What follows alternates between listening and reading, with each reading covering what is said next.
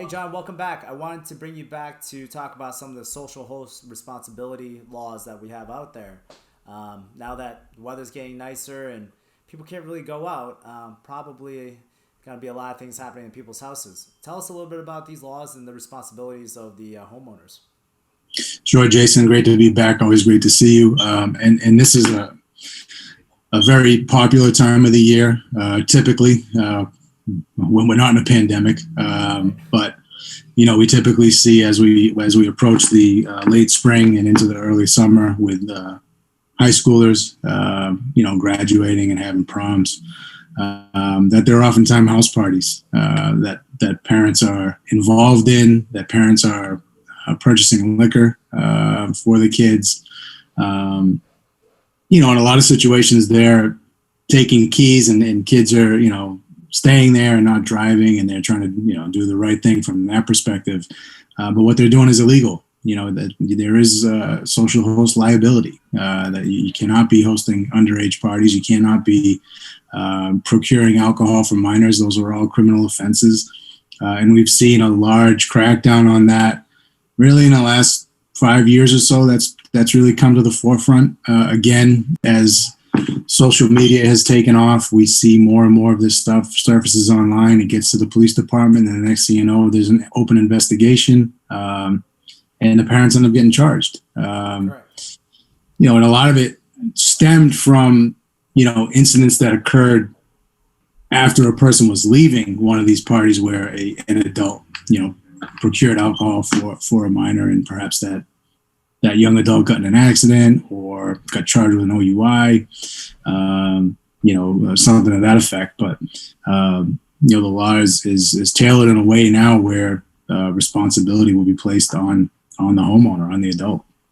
Yeah, I think before we were seeing not a ton of this stuff being charged. The laws were out there, but then after a couple incidents, like we were talking about, kids were leaving these establishments, or not establishments, these houses, and flipping their cars. Some were seriously injured, some were fatal, and after that, there was a lot of outcry in terms of like getting on top of these issues. What we see now is that they're being a lot more assertive in terms of the front end of it, right? Regardless of people are getting injured, regardless if people have to drive drunk, it does not matter. They are trying to send a message to parents that this is not okay, regardless if you think that it is safe. And it's a big problem because parents may be thinking that they're trying to do the right thing and create like a safer area for their kids, but if there's other people who are there and leaving or whatever it may be, it can become a very dangerous situation very quickly. Absolutely. And what you see now too is that the police will respond to a noise complaint, right? So there'll be a house party, and a concerned neighbor calls, or a disturbed neighbor calls, right? Because it's a loud party late at night. And a lot of times in the past, it would be because the parents are away, right? And it's the son or daughter is hosting a party, and so the police come and break it up, take all the alcohol, and sometimes, depending on where you are, some kids get charged, others no, but usually the parents end up finding out. Now, if they're responding to that house party and the adults are there, that's a problem. It's a problem for them because the police have this law at their direction for them to do what they want. Now, that doesn't mean that the adult is going to be arrested there on the spot, but Correct. you're going to have to answer for that in court. You probably get summons to a magistrate's hearing. You may get summons for an arraignment. But that's something that, again, in this day and age, is just going to be horrific publicity for you as the adult, because Right. that's not going to fly under the radar. That's something that any news outlet's going to pick up and put out there, because there's an increased attempt to try to curtail this type of behavior. Yeah, and I think parents need to be aware that there's always these stories to say, well, my kids were only going to have a couple friends over. But in this day and age where social media is so prevalent, people know how to communicate with each other in a very short period of time.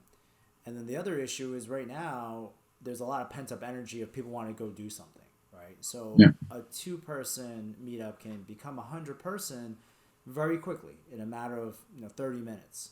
And now you're likely going to get a noise complaint, probably a social distancing issue complaint, no mask complaint, possibly, depending who's showing up. And then you're going to have concerned neighbors, and then the police starts investigating a little bit and realize that everyone there is very young.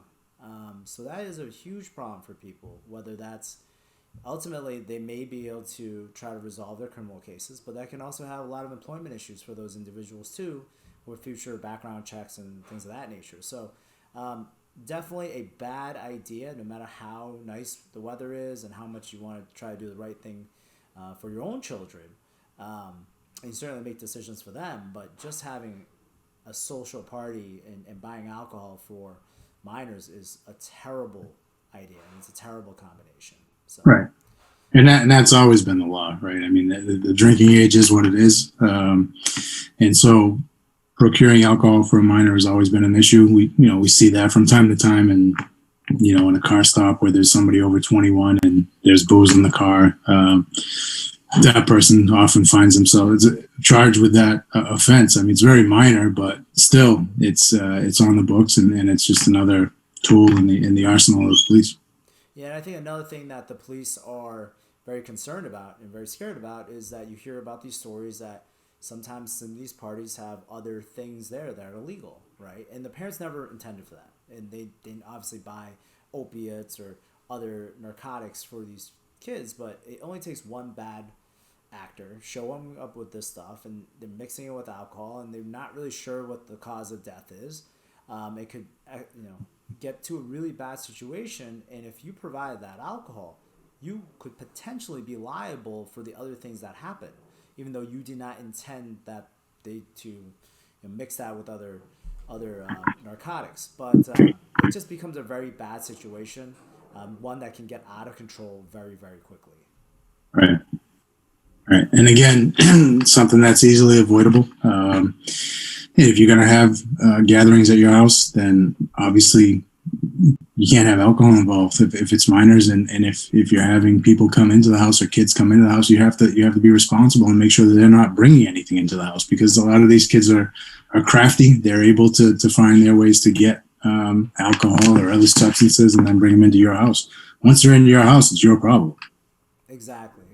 Well, thanks for coming on and giving the tips to these people, and hopefully we don't have any calls about this year. Absolutely, Jay. Good to see you. You too.